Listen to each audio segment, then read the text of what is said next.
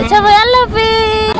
ভাইয়ার গরম লাগছে তাই আপু বাতাস করতে ফুড ভিলেজে চলে আসছি। আসসালামু আলাইকুম, welcome to my new vlog. আমি সাইমা আপনাদের সামনে হাজির হয়েছি নতুন আরেকটি ভিডিও নিয়ে। আশা করছি সবাই ভালো আছেন, আমিও আলহামদুলিল্লাহ ভালো আছি। ঈদের ছুটি শেষে টাঙ্গাইলে ফিরে যাব নিজের সংসারে, তো সেজন্য ব্যাগপত্র গোছানো হচ্ছে। ইনশাল্লাহ আগামীকাল সকালবেলা আমরা রওনা দিব, তো রাতের বেলায় ব্যাগপত্র গোছাচ্ছি। তো ছেলে সেইটা দেখে হুমড়ি খেয়ে পড়েছে, তো এই তো কোলে নিয়ে সেগুলো নিয়ে একটু খেলবে, যেহেতু অনেক জিনিসপত্র দেখেছে। তো সব কিছু গোছানো শুরু করে দিয়েছি। আর এদিকেই তো ওর গিফট পাওয়া 2 সেট প্লেট, বাটি, গ্লাস, তো এগুলো একটু সাবধানে নিতে হবে। তো ভাবছি যে এগুলো কাপড় দিয়ে সুন্দর করে মুড়িয়ে নিব। আগে তো দেখা যেত যে একটা ছোট লাগেজ নিয়ে ট্রাভেল করতাম, বাট এখন হলো বড় লাগেজ লাগে। তো বড় লাগেজ নেওয়ার পরেও দেখা যাচ্ছে যে আরও টুকটাক জিনিস থেকেই যায়। তো এইবার আমি কাপড় চোপড় সব কিছু প্রায় রেখে এসেছি আমার, যেহেতু ইনশাল্লাহ কুরবানিতে আবার যাওয়াই হবে। তো এই জন্য লাগেজটাতে হয়ে গিয়েছে, কারণ আসার সময় আরও বাড়তি জিনিস অ্যাড হয়। তো এই তো এগুলো আবার অ্যাড হয়েছে। তো এইভাবে একটা আমার ড্রেস দিয়ে মুড়িয়ে মুড়িয়ে সবগুলো নিচ্ছি, যেন কোথাও আঘাত না পায়। তো লাগেজটাতে বেশিরভাগ জিনিস নেওয়ার ট্রাই করব, আর ব্যাগ করতে চাচ্ছি না, কারণ দেখা যাচ্ছে আরও এক্সট্রা ব্যাগ হয় 1-2টা। এই প্লাস্টিকের কন্টেইনারটা ফুড ক্যারিয়ার লেখা আছে, বাট এইটাতে করে সোয়াদ হলো একটা গিফট পেয়েছে ওর ফুফার কাছ থেকে, মশারি, বড় সাইজের মশারি ছিল এইটার ভিতরে। তো মশারিটা তো আমরা ইউজ করছি বাড়িতেই, আর হলো আমি এই ফুড ক্যারিয়ার বলেন বা কন্টেনার বলেন, এটা আমি নিয়ে যাব টাঙ্গাইলে। তো এর ভিতরে যেগুলো ক্লিন করতে হবে সে কাপড়গুলো আলাদা করে রেখে দিচ্ছি, যে এগুলো ক্লিন করব, যেহেতু লাগে যে বেশিরভাগ কাপড়ে আমার ক্লিন করা, তো এক জায়গায় মিক্সড করতে চাচ্ছি না। তো এই তো বইপত্র, খাবার যা যা আছে সব লাগেজে নিয়েছি। The next day. আমাদের বাস সকাল 11টার, তো আমরা বাড়ি থেকে সকালে খাওয়া দাওয়া করেই যাব। তো এখানে আলু বেগুন ভাজি করেছে, মুরগির মাংস আর ভাত, আর এই যে ছোটো মাছ চচ্চড়ি, এটা আমরা টাঙ্গাইলে নিয়ে যাব। তো আমার শাশুড়ি সব কিছুই রান্নাবান্না করেছে। তো এই তো বাটিতে করে আমি এটা ভরে নিব। আর কিছু আলু নিলাম, তো আলুর ভিতরে দেখি একটা লাভ শেপের আলু। এই আলুগুলো হলো আমাদের আঞ্চলিক ভাষায় বলে হলো আলুর বাটাম, ওইটা খাওয়ার আলু। তো এইটুকুই নিলাম, যে এইটুকুই আগে খেয়ে নিই, এইটুকুই আমাদের অনেক কয়দিন চলে যাবে। আর সাথে হলো আপু, বড় আপু এখানে হলো হাঁসের ডিম দিয়েছে, আপুরই পালা হাঁস।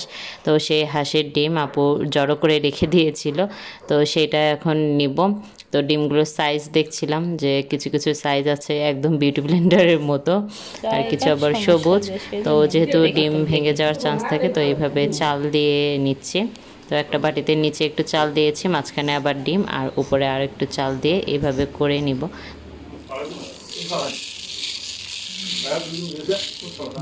মাঝারি সাইজের একটা বাটি নিয়েছিলাম, বাট দেখলাম যে সেটাতে চাল দিয়ে আর ডিমগুলো হচ্ছে না। তো এবার বড় সাইজের একটা বাটি নিয়েছি, 6টা ডিম ছিল, তো এবার এটাতে আবার অ্যাড করে নিলাম। তো এই তো চাল দিয়ে বাটিটা পুরোপুরি ভরে নিয়েছি। তো এইভাবে ডিম নিলে আসলে ডিম ভাঙে না। বাস স্ট্যান্ডে যাব, তো সিএনজিও চলে এসেছে। আচ্ছা ভাই, আল্লাহ হাফেজ। এইবারের ঈদে অনেক লম্বা একটা ছুটি সবাই কাটাইছে, তো আলহামদুলিল্লাহ অনেক দিনই থাকা হলো এবার ঈদে এসে। তো ইনশাল্লাহ আবার কুরবানি ঈদে আসা হবে, সব কিছু ঠিকঠাক থাকলে। আল্লাহ তাআলা সব কিছু ঠিকঠাক রাখুক, এই দোয়াই রাখি। তো আমরা হলো রওনা দিয়ে দিয়েছি। তো বাবাও আমাদের সাথে যাচ্ছিল আমাদেরকে বাসে উঠাইয়া দেওয়ার জন্য। তো গোবিন্দগঞ্জে যেয়ে আমরা বাসে উঠব। কাউন্টার ছাড়াও দেখা যায় যে ঈদের সময়ে অনেক বাস থাকে যেগুলো লোকালভাবেই যাত্রী তোলে, তো সেই বাসগুলো এভাবে টিনের ভিতরে রেখেছে যেন রাস্তায় না থাকে, কারণ রাস্তায় থাকলে আরও জ্যাম হবে। সবাই সবার কর্মস্থলে ফিরতেছে, অনেক ভিড়।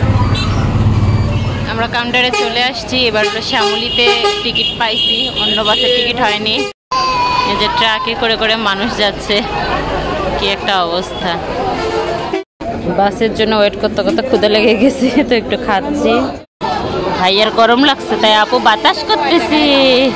দাও দাও দাও, শুধু বন্ধ হয়ে যাচ্ছে। হ্যাঁ হ্যাঁ, ওই তো ভাইয়া বাতাস করতেছি। বলো বলো বলো, টাটা ভাইয়া। ওরে ভাইয়াও টাটা দিচ্ছে। ওই তো ফাইনালি 1.5 ঘন্টা ওয়েট করার পর আমাদের বাস আসলো। তো এখান থেকে শুধু আমরাই উঠবো। হ্যাঁ,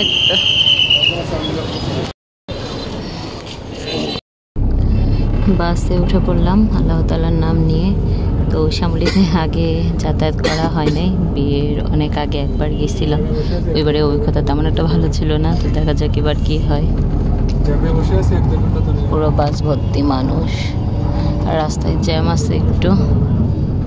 ফুড ভিলেজে চলে আসছি, অনেক বাস আর গাড়ি আর এত রোদ, এত মানুষ, সব জায়গায় জায়গায় ফিরতেছে যে প্রচণ্ড ভিড় ফুড ভিলেজে। এখানে একটু খাবো, তো চিকেন প্যাটিস নিচ্ছে একটা, বাসে উঠে খাবো। তো ফুড ভিলেজের তো মিষ্টি সেকশনে আসলাম, গতবারও আসা হয়নি, ছেলেকে নিয়ে ফার্স্ট টাইম ফুড ভিলেজ। তো এটা দেখতেছি যে নতুন নতুন অনেকগুলো মিষ্টির আইটেম। ও এটা একটা নতুন ফুল, আমি আগে দেখি নাই।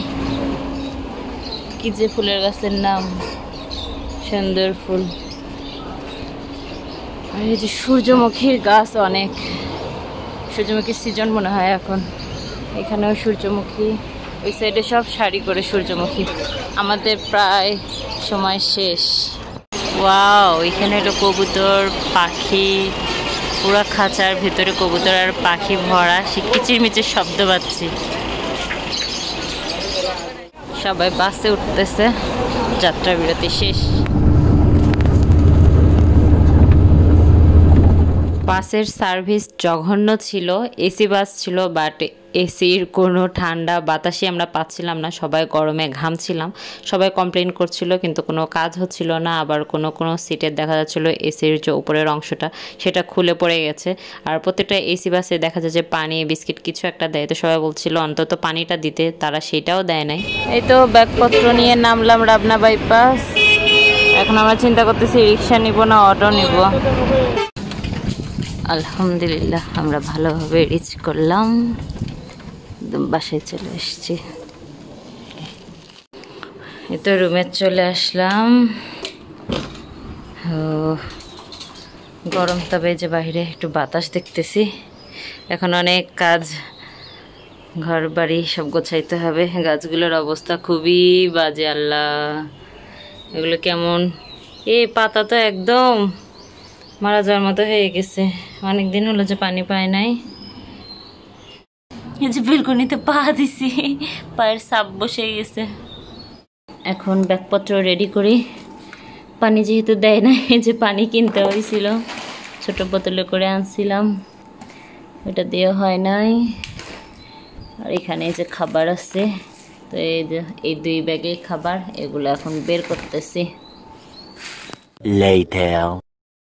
এখন বিকাল 5টা, বাসায় মোটামুটি ক্লিন করে এই তো এখন একটু খেতে বসতেছি।